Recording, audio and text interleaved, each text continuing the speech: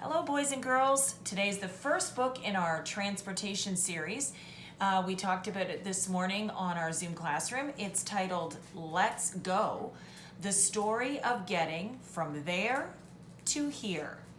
And this is a book that talks all about not just the different types of transportation, but the history of transportation.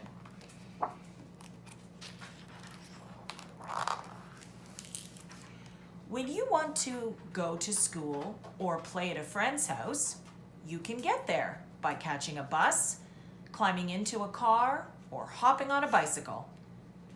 But what if there were no cars or buses or bikes? What if you could walk? But there were no streets, no sidewalks, no signs. There once was a time like that right here in North America. Come and follow the story of how traveling changed and how that changed everything. Once, when this world was cold, walking was the way people traveled. With soft footfalls, they followed food and hunted herds wandering through the wilderness. The land slowly warmed. The people walked with packs on their backs. Some trailed travois, which is kind of like an early sled. They pulled toboggans. They wore snowshoes. And in quiet canoes made from forest trees, they crossed the lakes, rode the rivers, and skimmed the shores. Then one day, blown on strong ocean winds, from the lands of the kings and the queens, sailing ships swiftly slid to shore.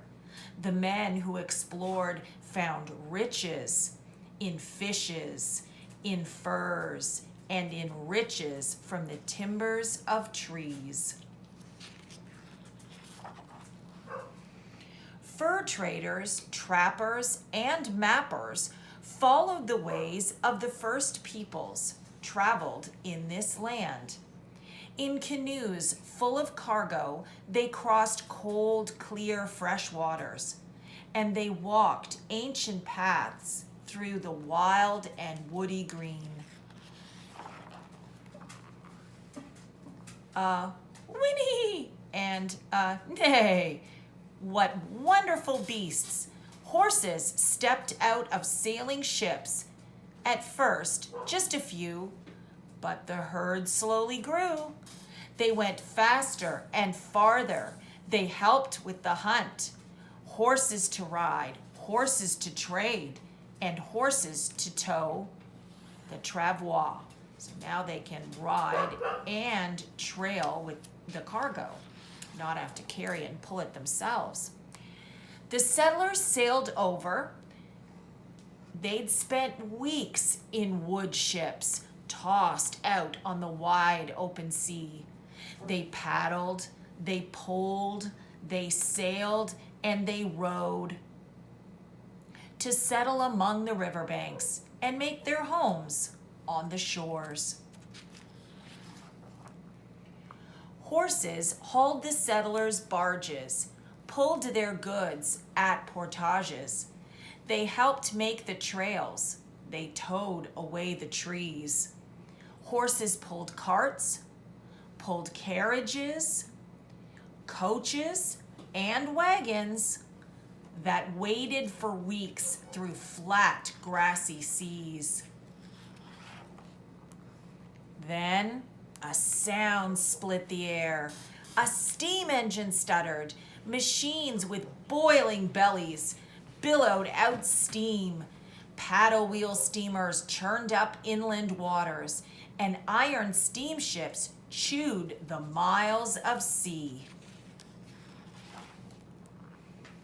Forest was felled, rock blasted away, then cold metal bands lined the land. The trains traveled the tracks, smoke spewing from stacks. Like huge iron horses, they hauled their long loads. crossing the country now in just days.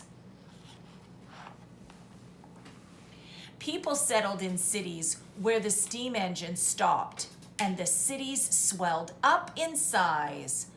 The streets filled with people, with horses, with streetcars. Speedy two-wheeler pedaled in. Get out of the way! It's an automobile! It went faster and farther than a horse or a bike ever could, on an engine that burned gasoline. No need to feed and water each day, no fire to stoke to make the steam. First, just a few for the rich and well-to-do, but how noisy and crowded the streets soon became. A noise up above. There are machines in the air. Propeller planes skipped through the skies, landing on lonely lakes like gigantic geese. Bush planes buzzed in with supplies and the mail. And that's still how some really remote parts of Canada still get their supply and mail. Only 2, 3, 4 times a year, the bush planes come in and drop the mail and all their supplies. Can you imagine? Cars became something that everyone needed, everyone wanted. Cars needed highways, straight streets, and big bridges, and ribbons of roadway to tie town to town. With a deep, throaty grumble, the diesel trains rumbled, the steam trains' hiss had faded away. Freight trains hauled long lines of cargo by rail, while trucks, tractor trailers, and tankers took loads, driving on smooth superhighways and out on the roads. Jets chalked the sky with their shattering roars, winging people through air at top speed. Airports, arrivals all over the world. Taking air, you'd be there in just hours now, not days anymore. Ignition, blast off. Riding rockets to space. Astronauts flew past the moon. Space travel is new, and for only a few. Will we circle the stars like we now drive cars? Someday, that might become true. How will you travel if you go out today? How will you get around? By car, by canoe, by toboggan, or snowshoe? Get ready, get set. Now, let's go. Then the book finishes with "Did you know?" And it has lots of really interesting facts about different types of transportation. And this book was a 2008 award-winning Canadian children's book, and it was written by Lizann Flatt and illustrated by Scot Ritchie, because I think it won that award because it really has some amazing illustrations and a really great story about the history of transportation. Thanks for joining me today, boys and girls. I'll see you next time.